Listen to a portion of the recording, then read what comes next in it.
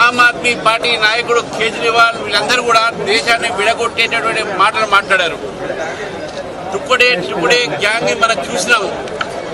ఆ టుకుడే టుకుడే గ్యాంగే ఈ రోజు కొత్త పేరుతో సిజేపీ అనే పేరుతో ముందుకు రావడం జరిగింది. ఆ ప్రదర్శనలో ఎవరు కూడా స్టూడెంట్స్ నీట్ రాసిన వాళ్ళు లేరు. అక్కడ వచ్చిన వాళ్లకు సగం మందికి నీట్ అనేటటువంటి ఏంటి అని కూడా తెలియదు.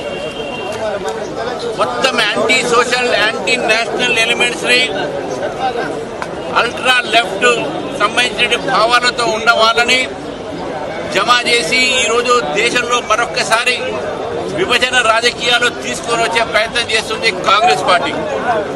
పార్లమెంట్ నడుస్తుండగా ఒక పార్లమెంట్ సభ్యుడు బాధ్యత ఏంటంటే ప్రజల తరఫు నుంచి పార్లమెంట్లో మాట్లాడాలి. ఎల్ఓపిగా కూడా ఎల్ఓపి సంబంధించిన అంటే ఆయనకు ఆల్మోస్ట్ క్యాబినెట్ ర్యాంక్ స్టేటస్ ప్రజల్లో సమస్య మీద ప్రభుత్వాన్ని మాట్లాడటము ప్రభుత్వాన్ని నిలబెట్టేటటువంటి యొక్క అవకాశం పార్లమెంట్లో ఉంటుంది. పార్లమెంట్ నడుస్తున్న సమయంలో ఎల్ఓపి పార్లమెంట్లో మాట్లాడకుండా ప్రధానమంత్రి గారి నివాసం దగ్గర పోవడం అనేది ఇది ప్రజాస్వామ్యంలో ప్రజాస్వామ్య ఒక పద్ధతికి విరుద్ధం అని చెప్పి చెప్తా ఉన్నాను. ఈ రోజు రాహుల్ గాంధీ గారిని అడుగుతా ఉన్నాను, నీటి మీద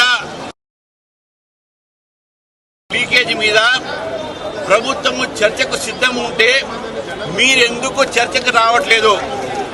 మీరు ఎందుకు చర్చ కంటే మీ దగ్గర మెటీరియల్ లేదు కాబట్టి empty vessels make more noise లానే మీ మెదడులో ఏమీ లేవు కాబట్టి మీరు రోడ్ల మీద పడి ఏదో డ్రామా కోసము అట్రాక్షన్ కోసం చేస్తా ఉన్నారు. ఈరోజు నేను అడుగుతా ఉన్నాను, సిజేపీ ఏదైతే కార్యక్రమం తీసుకుందో దాంట్లో నినాదాలు భారతదేశ వ్యతిరేకమైన నినాదాలు వచ్చినాయి. ఆర్టికల్ 370 మరొకసారి ఇంట్రడ్యూస్ చేయమని వచ్చింది. అక్కడ చైనా పాకిస్తాన్ సపోర్ట్ చేసేటటువంటి ఒక వ్యక్తులు అక్కడ వచ్చారు. ఈరోజు వాళ్ళు సోనం వాంగ్చుక్ అనే వ్యక్తిని తీసుకొచ్చారు. గతంలో అన్నా హజారే గారిని ముందు పెట్టుకుని ఈ రకమైనటువంటి ఒక ప్రయత్నం చేశారు. ఇప్పుడు సోనం వాంగ్చుక్ ని తీసుకొచ్చారు. ఈ సోనం వాంగ్చుక్ అనే వాళ్ళ ఫాదర్ ఎమ్మెల్యే కాంగ్రెస్, ఈయన దేశ వ్యతిరేకంగా మాట్లాడాడు. చైనాకు సపోర్ట్ చేస్తా అన్నాడు, పాకిస్తాన్ కు సపోర్ట్ చేస్తా అన్నారు. ఈరోజు బంగ్లాదేశ్ లో జమాతే ఇస్లామీ హింద్ అనేది అక్కడ పార్టీ సిజేపీకు పూర్తిగా మద్దతు పలుకుని చెప్పి ఓపెన్ గా లెటర్ కూడా రాయడం జరిగింది. అంటే దేశ వ్యతిరేక శక్తులకు ఈ రోజు రాహుల్ గాంధీ సపోర్ట్ చేస్తా ఉన్నారు. ఆ రాహుల్ గాంధీకి బుద్ధి లేదంటే మన ముఖ్యమంత్రి కూడా బుద్ధి లేకుండా ఆయనకు సపోర్ట్ చేస్తా ఉన్నాడు. ఇది దేశ వ్యతిరేకమైన శక్తులు ఇవన్నీ కూడా. కాబట్టి రాహుల్ గాంధీ గారు ప్రజాస్వామ్య వ్యతిరేకంగా ఈ రోజు ప్రధానమంత్రి నివాసం ఎదురుగా చేసినటువంటి ఒక ఏదైతే ప్రొటెస్ట్ చేస్తుందో కేవలం డ్రామా మాత్రమే.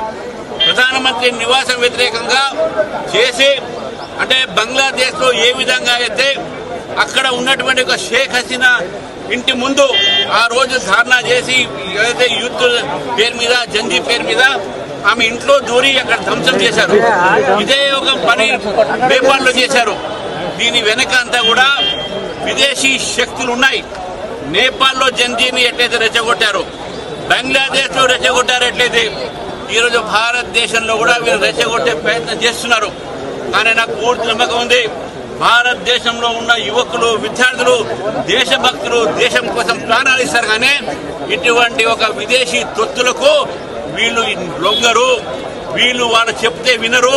అక్కడ వచ్చినంత కూడా ఇలా టట్టు డబ్బులతోని ఇతర విదేశాల నుంచి వచ్చినటువంటి కోట్లాది రూపాయలు ఈరోజు భారతదేశంలో విధ్వంసాన్ని సృష్టించడానికి ఈ శక్తులు పనిచేస్తా ఉన్నాయి. అందులో భాగంగా రాహుల్ గాంధీ గారు కూడా ఈ రోజు విదేశీ యొక్క మాయలో పడి ఈరోజు విదేశీ ఏజెంట్లుగా ఈరోజు భారతదేశాన్ని ముక్కలుగా చేసే ప్రయత్నంలో భాగంగా వీళ్ళు చేస్తున్నారు. కాబట్టి రాహుల్ గాంధీ గారు చేసిన పని ప్రజాస్వామ్యకు వ్యతిరేకం. కాబట్టి మీ కాంగ్రెస్ కార్యాలయాన్ని ముట్టడికి మేము